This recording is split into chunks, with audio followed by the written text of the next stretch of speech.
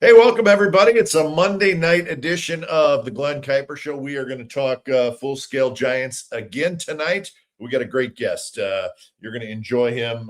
You will know him. You will recognize him.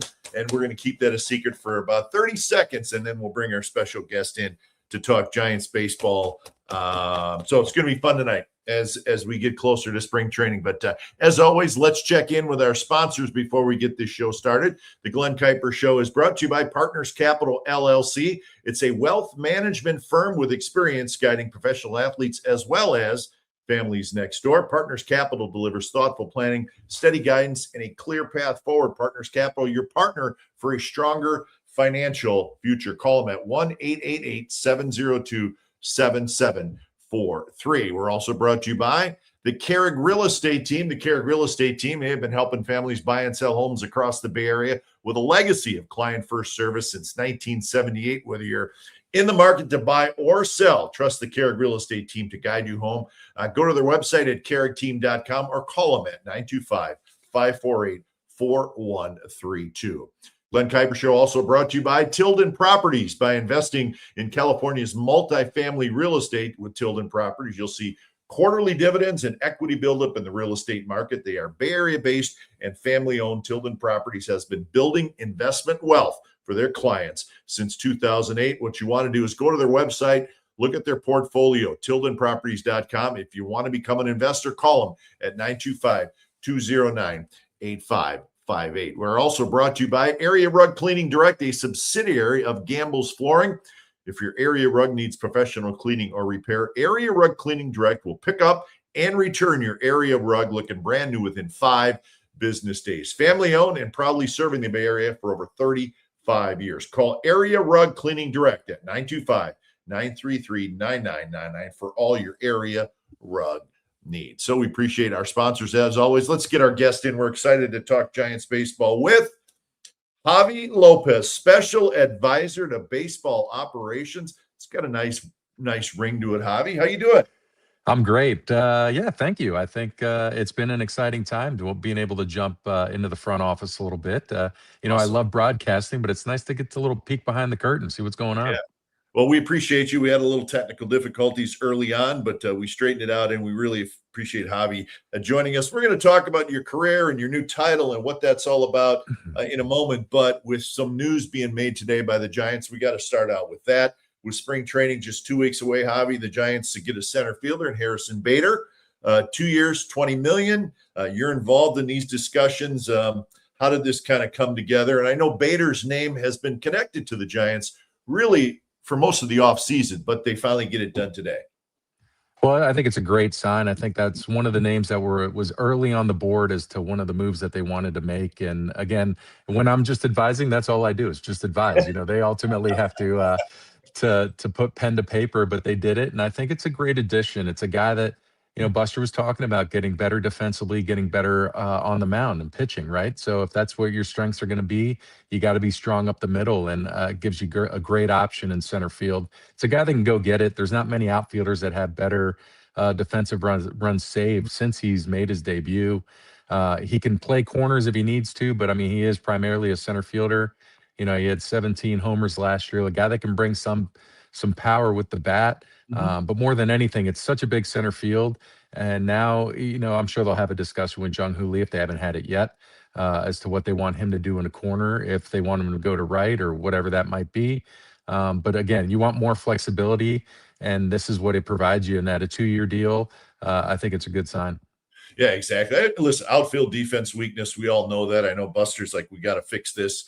And, I always look at it like at the start of last year compared to what looks like could be their outfield this year. I think so. You have Bader, who's terrific. And I think the Gilbert kid is a terrific center fielder defensively. We don't know if he can hit yet, but if you have those two guys on your roster, I think Lee has a chance to still be a pretty good outfielder. It looks like it may be in right field. And, Elliot Ramos, work in progress, but you look at where they were last year and then where they are apparently this year. I think defensively they have a chance to be a better team in the outfield. Yeah, I totally agree with you. I think again, when you were looking at what the roster is looking like you mentioned, like you were alluding to, it's basically the same guys that you finished the year with. And Mhm. when you had a rough play in left field and rough play in center field, and a team that was getting a lot of contact, you have to make an addition somewhere. You have to add to the pile, and that's what the Giants were able to do. And again, they had circled that name in Harrison Bader.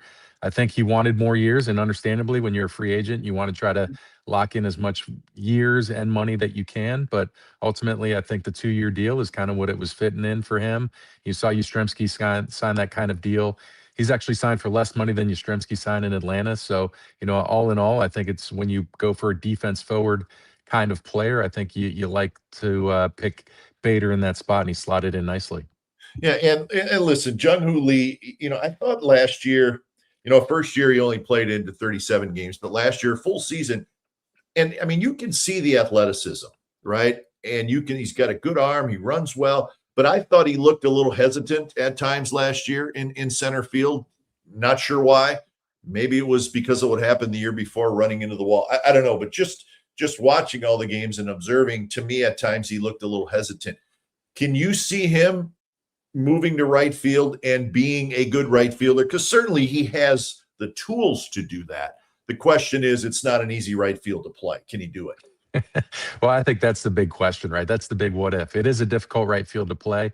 I do think the athleticism will play. I do think that the strong arm will absolutely play. I mean, he's in that 90th percentile of arm strength. And you looked at some of the throws in last year, you're kind of like, holy smokes, there's some carry to that. Yeah. Yep. So, the arm strength will be there. I think the fact that you kind of talked about it there, what the hesitation was, we don't know. I mean, ultimately, you'd have to answer that.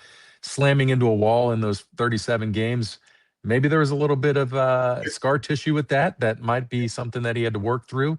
But again, I think it's a guy that's still going to play some center field. I do think that they'll give him that opportunity. But I think playing right field, when you watch most of the guys play there now, they kind of take away the gap. Yeah. They let you hit the ball down the line. It's pretty much going to be a double every time down the line. What you want to do is protect Triple's alley. And with that kind of speed that he has and the speed that Bader has, you do like your chances of coming up with a lot more catches out there. So again, it'll be a work in progress. I'm sure he's going to have to acclimate, and he's going to have to do it somewhat quickly because I know he's going to go do WBC as well. So as far as getting actual field time out in right field, they're going to have to speed up the clock a little bit for him. But I do think that it'll be a good move for him ultimately. Elliot Ramos in left field. Listen, he struggled last year. I don't think anybody's going to say anything else. I think he would tell you that he struggled. But my feeling on it, Javi, is when I look at Ramos and I look at Lee, I mean, two very, very important players for this year. And the reason I say that is because I think, and I want to know if the front office feels this way too, but I think you can look at those two guys and I feel like there's another level that they can both get to as major league players. They're both young. They've both now played a full year, so they get the whole grind of a full year. But talent-wise, they're both talented players. And you watch Ramos, and I know he wants to get better defensively, and I know he's been in Arizona working at it, right? But I think with both these guys, to me, there is another level that they can get to as big leaguers. And if they do that, that makes them pretty good players, maybe all-star caliber players. If that happens, and it's a big if, right? But if they both improve a little bit offensively and get above average defensively, now you start looking at the whole group, the whole lineup. And I think now you have something. Again, you're counting on two guys to show significant improvement. But I think those two guys can, because you kind of know what they're all about. Yeah, I think challenges is what you want. You want a challenged spring training. Of course, you want to be able to just look at the lineup card and dial everyone in and know who your starting nine is. I get that, I do. But when you dangle that carrot to a lot of these players, like, hey, you're good, you can be better. I think that's just going to build a lot of it builds a lot of integrity into what you're saying, because there's our jobs, not just I shouldn't say in the outfield as much, but there's jobs to be won in spring training. I think that's always exciting. But like you're talking about, we've seen Elliot Ramos be a fantastic all-star caliber player. He was an Yeah. all-star. We saw that. He's a guy that can handle the outfield. We've seen it, but he's also a guy that struggled out there. And Yeah. he's admitted to that fact. And the fact that he's willing to go out there and put in the work right now, he's down there, he's getting in and getting He's been some down there a reps. while too. He's been Yeah, down like there a while. he's trying to get it done, and Yeah. that's what you appreciate. You want to see guys work hard. They want to know that they're not happy with what they're building. You want to know that there's another level, and they're trying to do that. And I think offensively, we saw him absolutely carry the team at times, and then really go into a funk. And that happens with everybody. But it's at the top of the lineup. He was pretty dynamic as a leadoff guy. Yep. And when you want him, ultimately, if you were to drop the lineup, or if I was to drop the lineup, you kind of picture him as a middle of the order bat. But I he's agree. shown that he can handle the top part of the order, being penciled off at leadoff and things like that. So I think those are great conversations to have with a guy like that. I think, again, when you bring in a premier defensive player in Harrison Bader, one that takes off the pressure for you, kind of like when Willie Mays would talk, hey, I got everything. You go Sure. get the lines. I'm going to get everything else. If Mhm. Bader can bring that kind of stability to the outfield, limit the amount of range that Elliott really needs to cover till he's ready to take over, I think that's where you kind of start those conversations and see where you're at. Yeah. I'm curious about Bryce Eldridge. Everybody talks about him for good reason, but we see a lot of, hey, this is what the Giants lineup's going to look like, and now Bader's in there, and everybody has Eldridge penciled in to be in the lineup.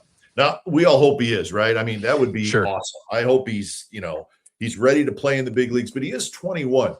There has to be a little concern that is he ready for this? And again, I hope he is. It'd be great. Get him out there and have him be in the big leagues this year. But is there a backup plan if maybe Eldridge isn't quite ready, or maybe he struggles? And I know the fans want to see him, but that's a little bit of a concern of mine. Is there too much pressure on this kid? I know you can hide him. Hey, let's bat him. So, I get all that, but you're asking a 21-year-old to be a big leaguer right now, and you're a big deal, and we need you. That's a lot of pressure. I mean, it absolutely is. And again, he's not the kind of guy that can go hide either. He's 6'7". He's a big kid. He's, like you mentioned, he's 21 years old. You want him to have success. And I think that's one of the things with the Giants that they're trying to. That's a question that they kind of bounce around. It's like, okay, well, you kind of shot him through the system, and he's proven himself at every level. And of course, the big leagues, that's a whole nother deal. That's a whole nother level. It's legitimate. You're not facing 4A guys or maybe some prospects that are on their way up. You're facing guys that are, trying to take your lunch money. And I think when it comes down to it, that's the big question. And I think, again, the opportunity will be there in spring training. I don't know what the fall back plan is going to be, in a sense, like you have Devers locked in for a decade for the most part. So he's going to probably take over first base, and you would hope that that is the case. But if he wants some days off, he wants to DH. I mean, Devers has said that he wants to play. Sure. And so does that give you an opportunity to put him at a DH? Sure, it does. I mean, could you do that with Ramos? Sure. You got Encarnacion. You can kind of rotate that spot a little bit, but I wouldn't be surprised if Eldridge goes down to AAA and just let him just relax and go dominate somewhere. Yeah. Like, just be a stat stuffer, get it done, put a little bit of pressure on the Giants if you feel you need to do that you're already on the radar, you're on the map, but just go and maybe actually take out a lease on an apartment where you're going to stay, as opposed to bouncing around from hotel to hotel. Yeah, see that. I mean, that's kind of where I'm getting at. Is like, is it a possibility that the Giants go get somebody that could help them to be DH? But I know people, the Arise kid from San Diego, who's not a power hitter at all, but he never strikes out.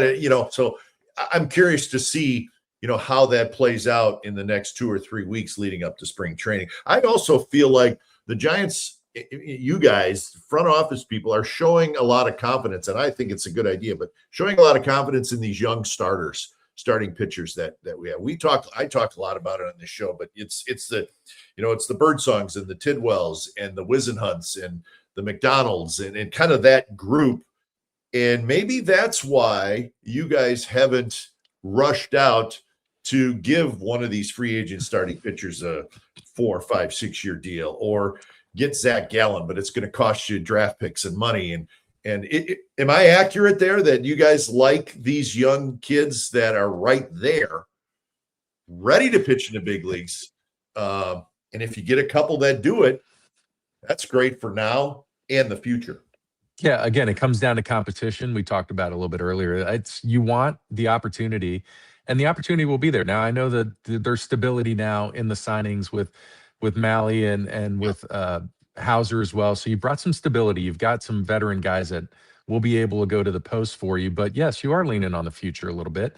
And if what stays true with Buster and with Zach and the way they kind of want to construct the team, and Tony's going to have a say in this as well, you're going to want your best arms, regardless of what that is. And that's what happened last year. Birdsong couldn't quite pitch himself into a roster or a rotation spot, but his arm played, and that's why he was in the bullpen, and it worked out really, really well.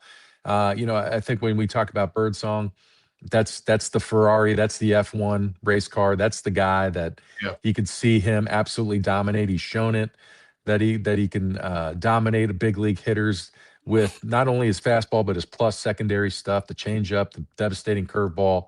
For him, it's just a matter of being in the strike zone, throwing a lot more strikes. But you're right, Tidwell, I think he was on the cusp, and then he goes down with that little bit of an arm injury. But all reports on him is that he's a bulldog when he's out on the mound. And then you got Carson Seymour, who throws basically like 4 different fastballs, I feel like, and they're all 97 to 99. Like, he's got a big old arm. So I think it's just a matter of telling these guys who they are, what you want them to be. McDonald came up and dominated when he got his opportunity, but that's what you want. You want that competition, and you want that. And I think when the Giants will look at the end of the day, when you're looking even at last year, you kind of thought you had enough starters, and it turned out they needed every single one that they could get. So depth is always a good thing. I think the fact that these young guys will get that opportunity, they'll get a long runway in spring training, I bet, as well, because there's still a bullpen that has not been laid out. You got plenty of arms, but there's still jobs that can be won. And I think that is probably the statement that you're going to get from Buster or from Tony or from all of them when they show up to camp. Yeah, I think it's going to be fun to watch. Listen, there's question marks in the bullpen, but you're going to have a stable of pitchers, a lot of them, and these young kids could easily pitch out of the bullpen, because we saw Birdsong do it last year. So, it's going to be fun to watch. So, final question about the roster. Do you see, and I know you're an insider, but do you see this team making a deal, whether a free agent or a trade, before spring training starts? Is there one more deal out there to be made? I think there's always a deal. The question that I think they've always been bouncing around is, what kind of prospect capital is it going to cost you? What kind of future is it going to cost you for short-term gains? And so I think if there's an opportunity to get a guy, second base has been the one that's been talked about, whether it's Brendan Donovan or it's Nico Horner. Yeah. Those are the 2 big names that have popped up. But you want to be, if you're going to be defense and pitching, you want to be strong up the middle. And you got Patrick Bailey behind the plate. You got Adames, who really improved as the season went along, at shortstop. Of course, you have Chapman. We won't count him as an up the middle, but he could clearly play shortstop if he needed to. Sure. I love his glove, but now you've got a center fielder that can go get it. So if there's a spot at second base that they might want to maybe looking at an upgrade or something like that, no shot against Casey Schmidt, but that's a guy that's came up as a third baseman, and he's played more games at second base now in his career. So, it's another one of those spots where if there's an opportunity and if the prospect capital is something the Giants are willing to entertain, then yeah, I could see them making another move for sure.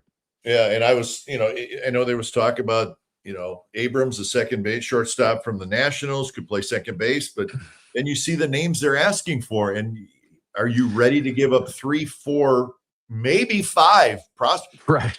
That's a lot. That's a lot. Right. Right? And I don't mind that they didn't come to terms on that, to be honest with you. Again, you got so many young. That's the thing about the Giants prospects. They're so young. A lot of them are in the low minors. and that's a good thing. But again, you're asking for what the potential might look like, and Yeah, selfishly, you want to develop them yourself, and you want to teach them the ways that you were brought up. And I'm saying that through Buster's eyes. Like, he came up through the organization, and Brandon Crawford, Brandon Belt, Joe sure. Panic, those guys were able to come up and do those things. And I think Buster wants to start building that. And I think if you were starting to take away those pieces, that ultimately would be at the detriment of the organization. All right, we got some comments that we'd like to throw in, Javi, and Okay. it's kind of fun. This gentleman says, "Javi coming on." Hell yes. Yeah, well, I mean, we're sitting in. We didn't get it all that bad, but a little bit of a nice storm here in Georgia. So I I'm was going to happy that say, we have power. I can talk to you. I'm happy everything's going well. Javi is in Atlanta. That's where he lives. And I did look at the temperatures, and it is cold there. I'd mean, much rather be in your place right now. I guarantee. Yeah, it's pretty nice here, but I understand. Atlanta's a nice place too. Here's a good one. Javi doesn't look a day over 45. It's the lighting in this room. That's all it is. I'm telling you. Even my wife makes fun of me. She says that at some point in time, my hair's got to turn salt and pepper, and I try to just keep it short when it gets a little bit of that salt gets in there. I try to keep it short. Don't rush it. Don't rush it. You'll get Bake That Dough has given us a super chat, Javi. That means he's actually paying to ask you a question. So, okay, Javi, have it in you for an occasional back foot slider or two this season. Nasty stuff. Thanks for the memories and championships. So Bake That Dough wants you to come out of retirement and maybe be a little bit of a leader in that bullpen. Yeah, you know what? With the passing of Wilbur Wood, rest in peace. A lefty knuckleballer, I might give it a shot. I'm throwing about that hard nowadays. I don't have much on. Not that I was a hard thrower to begin with, but I'm struggling to throw the 60 feet 6 inches that I'm doing when I coach my 13U team. So, tell me you're not when you're coaching your U13 and you're throwing batting practice. Tell me you're not dropping down. I'm not. I've tried to. I've tried to stay. Now, that's not to say I don't do it, but I've really tried to stay over the top. I've had to relearn how to throw the ball like I did in college and in the beginning of my minor league career. I was just a traditional thrower, but I've had to teach myself how to do it. And man, it's not as easy as it looks. I'll tell you that. I can hear the shoulder just. Oh.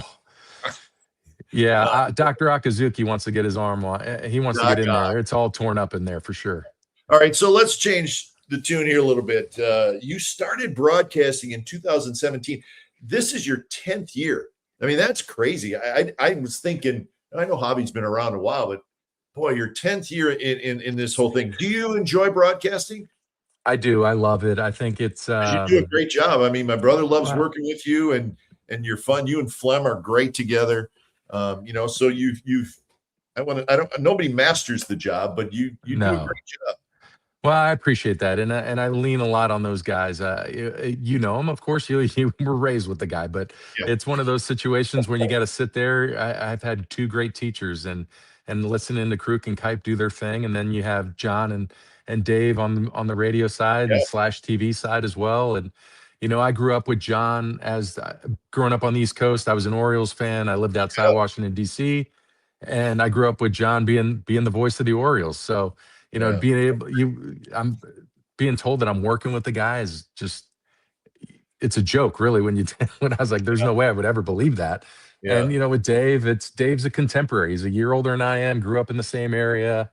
We have similar interests and we've really bonded over this stretch of time. And, all the credit really goes to your brother and Kruko. Like they were on the flights with me and I'd include them in any pool or game that we were playing as a club. I'd always make sure that they had a chance to get in on it. And they pulled me aside during a plane ride and said, "Hey, if you ever thought about broadcasting?" And I said, "Nah, I mean, I do it in the bullpen to kill some time. We'd be down there and I'd pretend to do a show."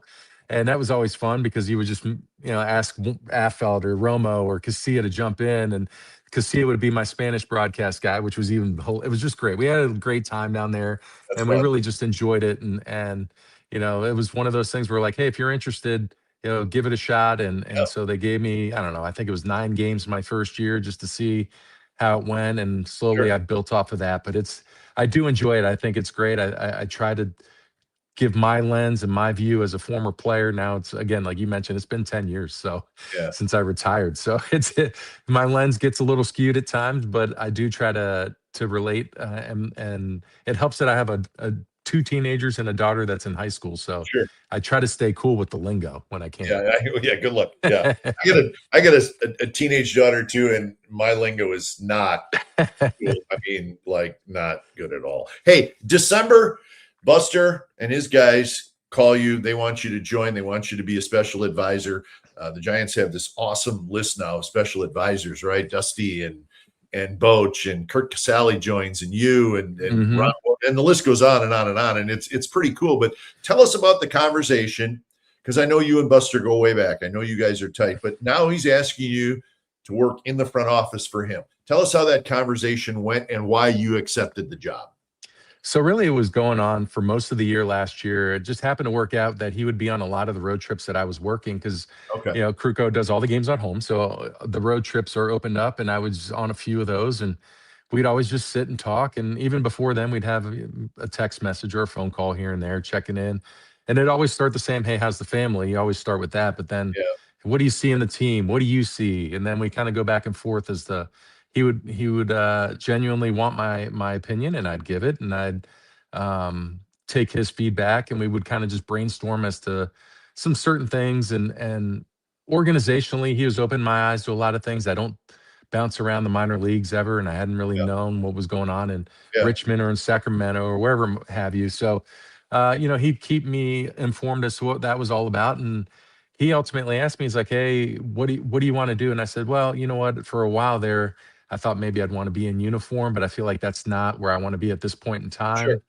And I thought that if I could be a value add, I said, let me get into the front office. If there's an opportunity, if you and Zach feel like I can be a value add, I'd Yeah. love to try it out. And no hard feelings if it's not." I said, I'm going to keep you, I'm going to shoot you straight. I'm going to tell you the truth. And I want to make sure that uh, I'm not going to agree with everything you say. And I don't expect you to agree with everything I say. But as long as we can break bread and have a drink afterwards, whatever it is, we're all good. And he said, absolutely. And I said, well, then I will absolutely help you out, because I consider him a good friend. And when he put his name on something like this, I want to see him, I want to see it through, and I want to see him help the Giants get back to where they were. And I want to see him be successful. But I know you guys have a close relationship, and I know he respects the hell out of you, and vice versa.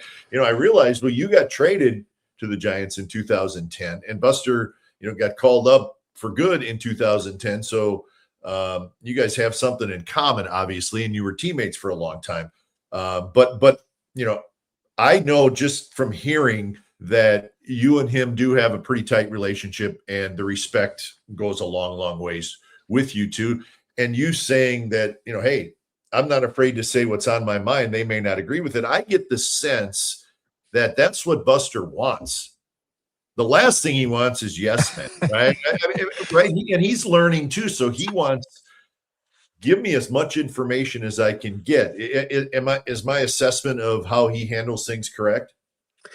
I would say that is pretty valid, the way you're kind of thinking about it.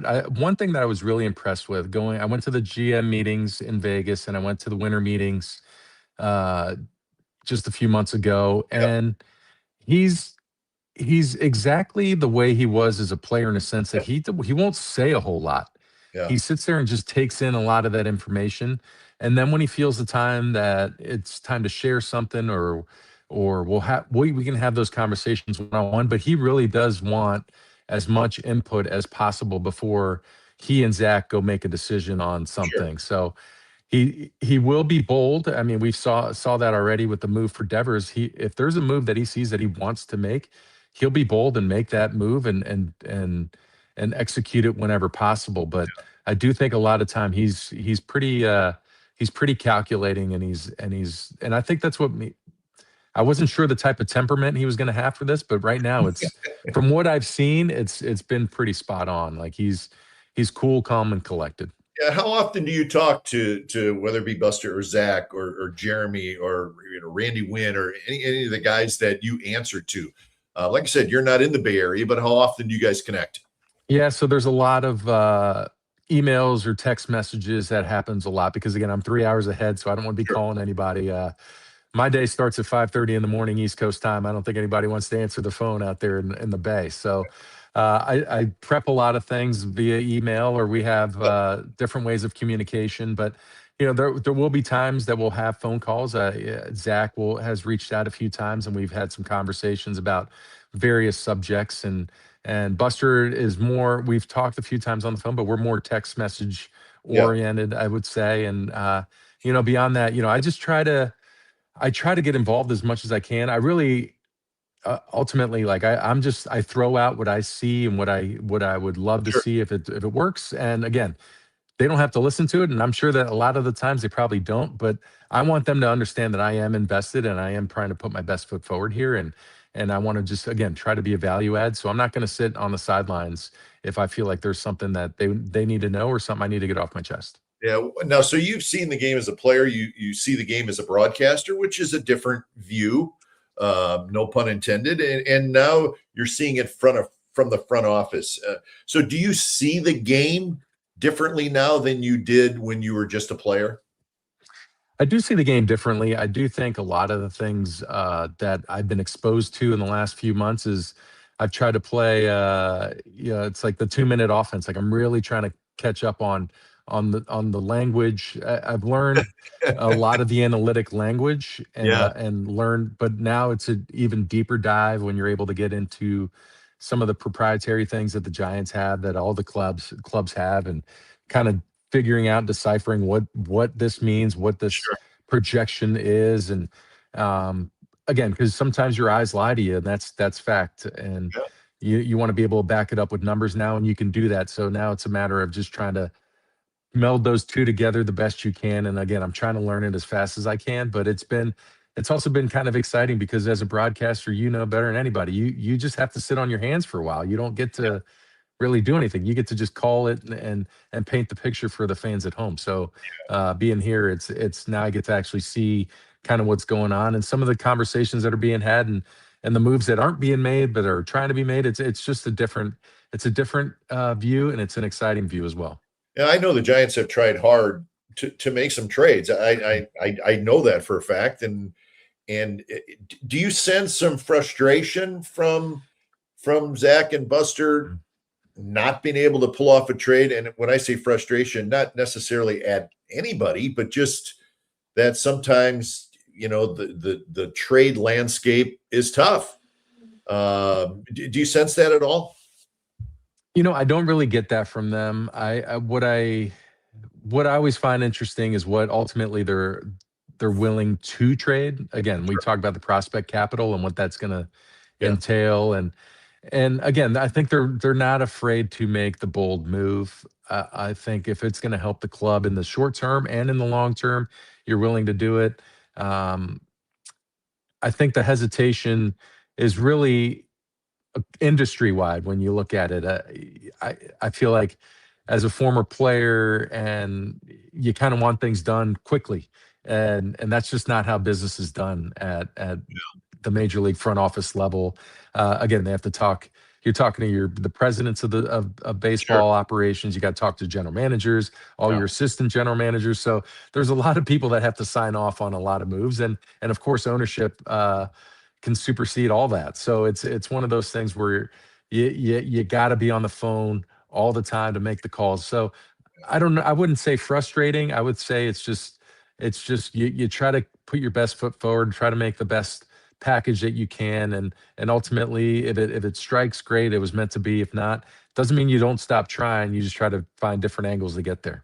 yeah. Let's switch gears again, Javi. Let's go back to you and growing up. You were born in Puerto Rico, but you grew up in Virginia, and I thought it was fun where I saw something where it said you wanted to be an FBI agent because your dad was an FBI agent, which I thought was pretty cool.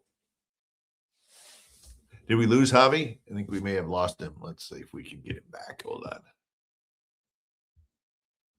Check in with my. There Sorry, he is. got it. That was Oh, me. That that's was me. okay. I apologize. You said FBI, and I had see that the government shut me down quickly. That's what So happened. you wanted to be an FBI agent like your dad. Tell us I about that. did. I That's did. Well, growing up in the DC area, I always try to describe this to people. it's not a place where a lot of people end up staying. It's a very transient kind of city. Either you're coming in, you're in the military, you're working for the Yeah, government, or you're in politics of some sort, and so you kind of stick and move. It's a place you kind of sure, stick and move, and sure. I'm one of those as well. I'm down in Atlanta now, but yeah. So my dad went. He was in the FBI in Puerto Rico, and then came time to get transferred to the States because he's bilingual. Yeah, There was certain spots that he could go to, and they gave him an opportunity to pick the city, and I think it might have been like Miami, Chicago, New York, or Washington D.C. So he'd pick D.C. and that's how we got there. And I just kind of like that life. I always thought it was cool. He had an office car. I thought that was cool. You know, I never really knew where he worked. I thought that was cool. So I was like, man, this would be kind of fun to do this. And I think that was kind of the intrigue that I had with it. And of course, when what are you? I'm a special agent. What does that mean? I can't tell you. Like, that's tell kind you. of fun. Like, all that stuff was really, really cool to me. Yeah, And again, that's kind of the area I was in. Like, there's my neighbor at the time worked for the NSA, and my first coach was a CIA agent. It's like different. My T-ball coach. It's like it's just isn't not real. It's it it's great really. how your mind works when you're younger? It's so great, right? Yeah, it's just what you think is cool. Yeah, Yeah, yeah. So that's what I wanted to do, no doubt about it. And then my mom was a high school teacher, and so I felt that I was a substitute teacher when I was in the minor leagues, trying to make some extra money. So, I always respect the hell out of teachers, the educators out there trying to get our youth on the come up, because it's hard. It's a hard life for them, and the pay isn't great. So, yeah. I just appreciate all that. So, yeah, it was just a weird little bubble I was living in, and so I thought that his job just intrigued me because it was so random. You know what? There's nothing wrong with living in a little bubble when you're a kid. There's really not. It's kind of nice, actually. So you go to University of Virginia. I've never been there, but I have heard that it is one of the most beautiful campuses in the country. And It I love is. seeing college campuses. I think it's super cool. My son goes to Oklahoma, great little campus, right? But I've heard Yeah. about Virginia that it's gorgeous when you're on campus. It is. It's beautiful. You get the four seasons for the most part. Again, you'll get snow. It's usually never crazy. I think they got a good amount this last little snowstorm here, but you get the fall. The falls are beautiful there. It's right next to the Blue Ridge Mountains. Like, you're right in the middle of it, and Yeah, it's just a beautiful place. And Thomas Jefferson laid out his university and just in a nice spot, and then they sure. built that college up since then. But it's yeah, it was a great place to go to school. It was a couple hours from my house, and I picked it because it was in the ACC, and I knew I was going to play some great competition. Yeah. Being fortunate enough to get there on a baseball scholarship, so 2 hours from home felt like a good enough distance away that I could be on my own and kind of figure out life. Yeah. So you get drafted and in the Diamondbacks and you're struggling, right? I mean, it's just Yeah, not that's kind. Yeah, you're throwing overhand and it's not working. So tell us, and yeah. I know you've told this story a million times, but I always find it intriguing and interesting. What happened? How did the transition happen? Did somebody come to you? Did you realize it on your own that I got to do something different? I was a long reliever in Double A. So that's usually pink slip position if you're a long reliever in Double A. So I knew it was coming. At least something was coming. I had been in the Yeah. minor leagues for a few years, and it just wasn't. I wasn't getting any better. I'd get strings of great outings, and I'm like, all right, Yeah. here we go. And then I'm got strings of backing up bases. I'm doing more work out there than I am the day Yeah. after. And I said, something's got to change. And so they gave me the last start in 2001.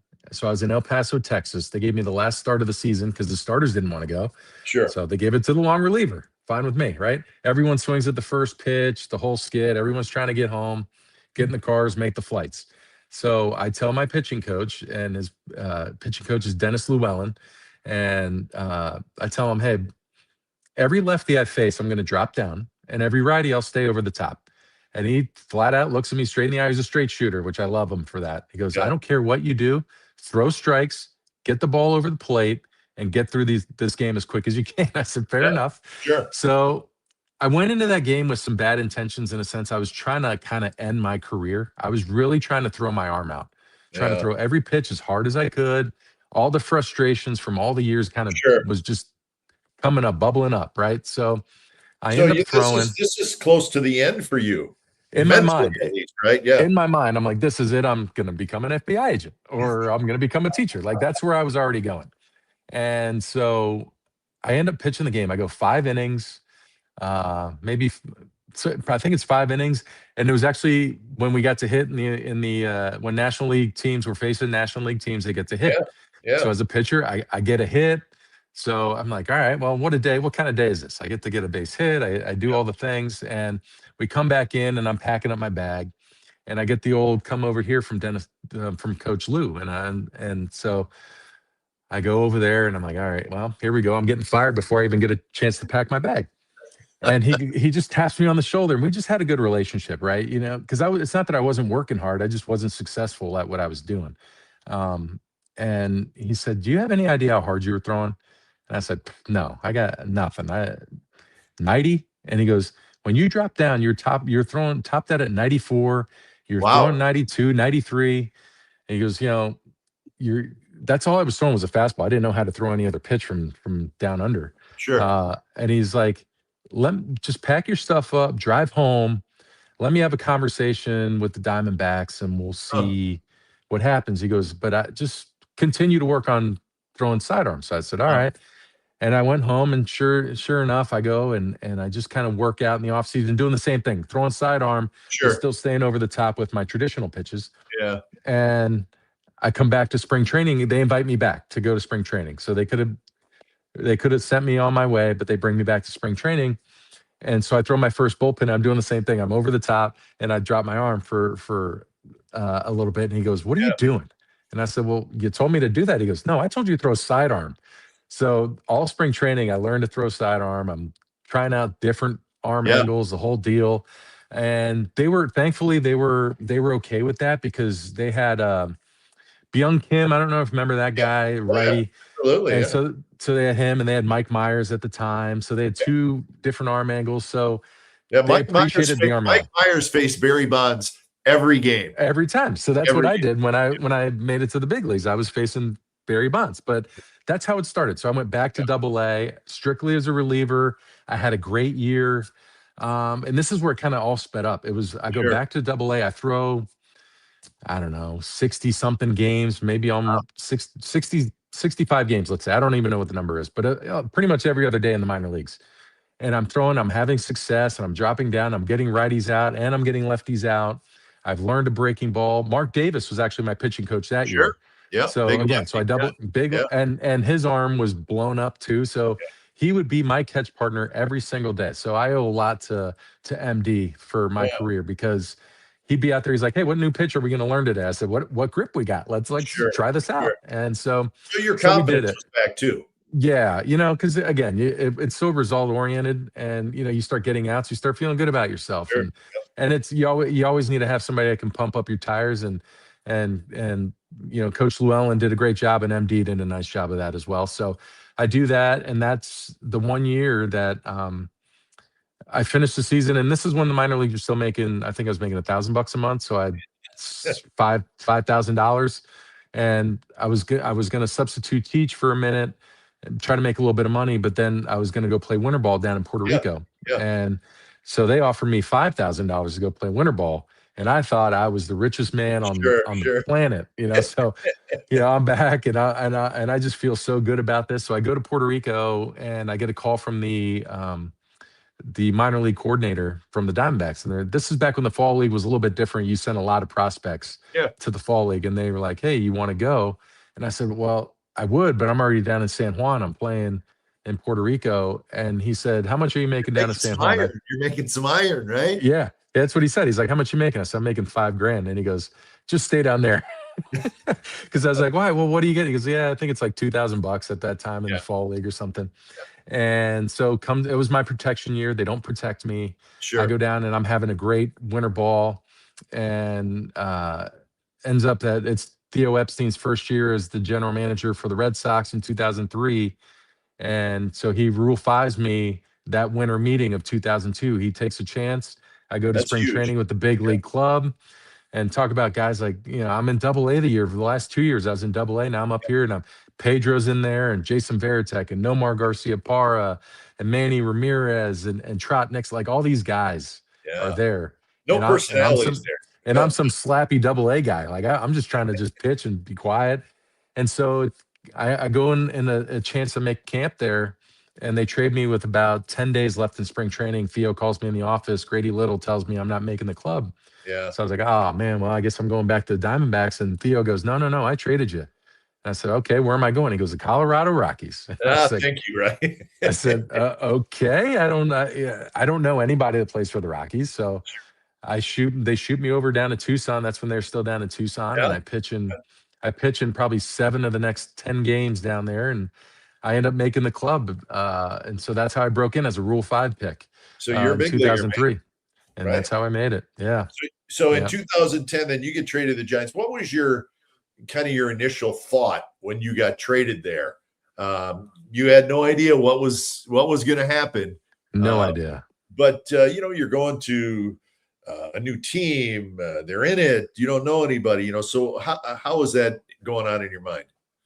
And that's exactly what was kind of weird about it. Is like usually you're gonna, as a reliever, as any player, you kind of start bouncing around. You figure you're gonna know somebody. Yeah. The only person I knew at that time was Juan Uribe, who was my shortstop my rookie year with the Rockies, Right. Yeah.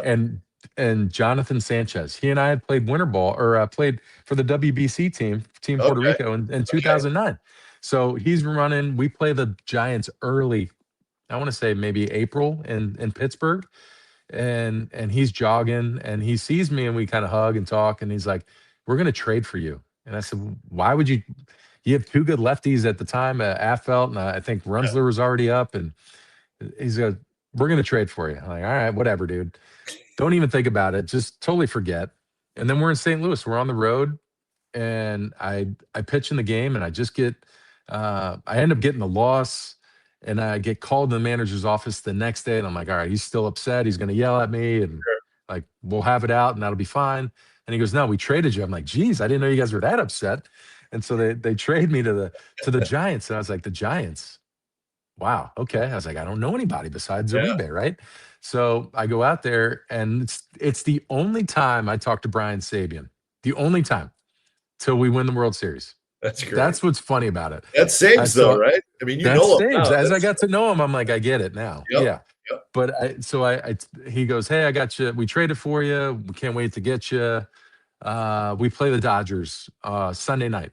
It's Sunday night baseball. I'm playing the Dodgers. So I'm on the next bird. I fly out. I meet the club, and Jonathan Sanchez is a couple of lockers down from me. He comes over. He's like, see what I told you? I'm like, dude, this guy nailed it. And awesome. yeah, it's a band of misfits. I know that's kind of what Boch had always called us, but that was exactly what it was. It was just a hodgepodge of guys that had great careers, that maybe have hit a couple bumps along the way, and it was just a great clubhouse. Everyone hung out together. It was a great crew, a great bunch of young guys that were coming up at the time. Giants got, Kaner has already established himself, and Lincecum had already been the guy. But you got Wilson, like a lot of guys that had worn the Giants uniform, Panda in the minor leagues, and that was so cool to kind of just see how all of us kind of got along with that. And it was weird too, because the stretches that we went into, we lose, the Padres lose, we lose, the Padres lose, we win, the Padres win. Just, that's right. It was that was so like the whole crazy. Yeah. It was so crazy. Yeah. But that first game, that Sunday night baseball game, I remember Mr. Murph gets me my uniform, and I was wearing 48 at the time with the Pirates, and he gives me 49, and I just joking around. I was like, who's getting 48? Knowing that Panda's wearing. He's like, I can't give that number up. No. We got a star on this one. I said, all right, fair enough. Just joking around with Mr. Murph. But that Sunday night baseball game, Pat Burrell had won the night before on a walk-off with Jonathan Broxton, took him deep. That's right. I remember that. And I'm in there, and the crowd's electric, and it's my first time. I'd been in Boston, so I'd done Red Sox Yankees, and that's a rivalry, right? But that's my first introduction to Dodgers Giants, and how loud.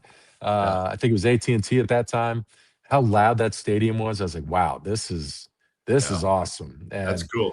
And we could really dig in. And that was just a fun ride that whole time. And you know what? Hey, it was meant to be. I ended up finishing my last 7 years with the Yep. Giants. And but man, what a great team. What a fun ride. What a great bunch of guys that got to share that with and bring the first ring to the Bay was something that I'm waiting for the Giants to actually celebrate at some point in time. We've done Yeah, 12 and 14, but we haven't done that's worth 10. celebrate. Yeah, I mean, listen, what you guys did was pretty incredible. What do you do with you got 4 World Series rings because you got one with I Boston. do.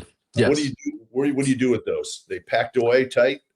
They're packed away. Yeah. There was a while I would wear them, and then I'm like, what am I wearing them for? I'd be wearing like a t-shirt and my ring. Like, you look like an idiot. So so that got put away. Plus, I sized it for my right hand, my right ring finger. So you shake hands, and then your just fingers are getting crushed. And I Yeah. know, boohoo, I got a World Series ring. I get it. So I was like, all right, you look like an idiot, dude. To put these things away, pull it out on a special occasion, a wedding, something Yeah, like that. You might absolutely. wear it, but beyond that, they're just stowed away. So my final question is going to be a dandy for you. I just work the Giants fantasy camp, which I do every year. It's super fun, right? But I'm also forced to spend almost a week with Jeremy Affelt, and Yeah, it can affect you. It can have an effect on you. it's true. How did you handle? How did you handle Affelt for 7 years? I mean, I'm joking. I love the guy. No, no, I do too. I He's do one of too. a kind, but he's a Yes. great dude, and he's got a big heart. He means well, but he's a different cat, man. He's definitely different. And not only was I spending time with him on the field, he was my locker mate. So I can't get away from the guy even if I wanted to. I would right when video was a thing to go watch, I'd be in the video room trying to hide, and he'd come in and we'd break down hitters. It was, Oh, with he's Affeld, great. one thing that you've seen exactly. He's great. He's very personable. People love him. Yeah, He's easy to be around. He's entertaining, and I think that's what makes him was made it so great. Is that everybody in that bullpen had a lot of personality, yeah, and we got along so well. And a lot of that comes with being around each other for so long. The way sure. bullpens are constructed, I'm not saying you won't ever see a core four kind of thing, but for guys to be together for Probably that not. long, Yeah. you're probably not going to see that. And that was just such a special time to be able to hang out with each other. And yeah, I felt was great. He's Yeah. fun. He's a class clown. Uh, when I was playing with him, of course, he had the most random injuries, which Oh my gosh. made him an easy target for lots of things. But still to this day, we still talk. I think it's a guy that's, he's the perfect guy for fantasy camp. Oh, Um, he's the he's best. he, I mean, they love yeah, him, and he's not afraid to bury somebody. He's not Oh, afraid to get buried. well, Uh, last year, Contos was there. right, that's So right. now he couldn't be there this year. His wife had a baby, but Yes, you put George Contos and Jeremy Affelt together for 6 days, where the ah, object is to bust each other's balls, right? Because of that's course. and Yeah, it was nonstop. I mean, I gotta imagine. I don't know. I've never been to the Giants one, but I've worked a fantasy camp before. Is there like a? I imagine there's a bull session. Everyone's maybe having a couple pops and yeah, asking questions and all that, right? they have that. I mean, we have kangaroo court every morning, which is Oh, great. it's great. That's the That's fun great. part. Be careful. We'll Yeah. recruit you to get you down there. I'm sure that's what you really want to It do. would be a good time. I guarantee you that. It would. Hey, Javi, thanks for joining me. I appreciate it. And will you be in spring training? Glenn, I'll be there 3 times. I'm taking Good. 3 trips out to Arizona, so it'll Good. be a I'll good be time. there for a couple of weeks, so I will definitely see you there. I appreciate you coming on. Thanks a lot. No problem at all. You got it. All right, Javi López, Senior Advisor to Baseball Operations for the San Francisco Giants, has been our guest. And I will tell you this, Javi López is one of the sharpest, smartest, and best dudes out there. And I mean that. He's fun. He's just a really, really good dude. And I appreciate him coming on. And you know what? He's an important part of the organization. And I know the Giants front office, they look up to him and they respect his opinion. And that's why he's in the job that he is in, but also very good broadcaster. I mean, he could do all this stuff full time if he wanted to, but we certainly appreciate him coming on. So Javi López has been our guest talking Giants baseball. the big news today for the Giants, they get a center fielder. They signed Harrison Bader to a 2-year, $20 million contract. So that's good news. And spring training 2 weeks from tomorrow is the first day of spring training. Isn't that crazy? 2 weeks from tomorrow. And spring training is underway, and I can't wait. I got my spring training trip planned. I know when I'm going down. I know when I'm coming home. So I'm super excited about that. So we got lots to talk about, though, in the next 2.5 weeks. We'll be back on Wednesday. I'm going to do something fun on Wednesday. We're going to kind of go over all the acquisitions that each team has made. Who's made the most noise this offseason around Major League Baseball? I write down all the trades and who picked up who. And so you know what? We'll go through it. We'll go through it and see what teams have done, see what teams have lost players.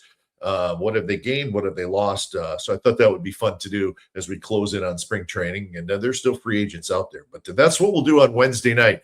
Kind of have a roster update for the teams and see what they've done. We'll concentrate on the National League West, obviously. So make sure you join me for that on Wednesday. That will be the next edition of the Glen Kuiper Show. But for now, let's hear one last time from our sponsors, starting with Partners Capital, a wealth management firm providing financial strategies for elite performance and lasting peace of mind. They take care of professional athletes, and they take care of the families next door. Partners Capital, it's your partner for a stronger financial future. Go to their website at partnerscapital.llc or call 888-702-7743.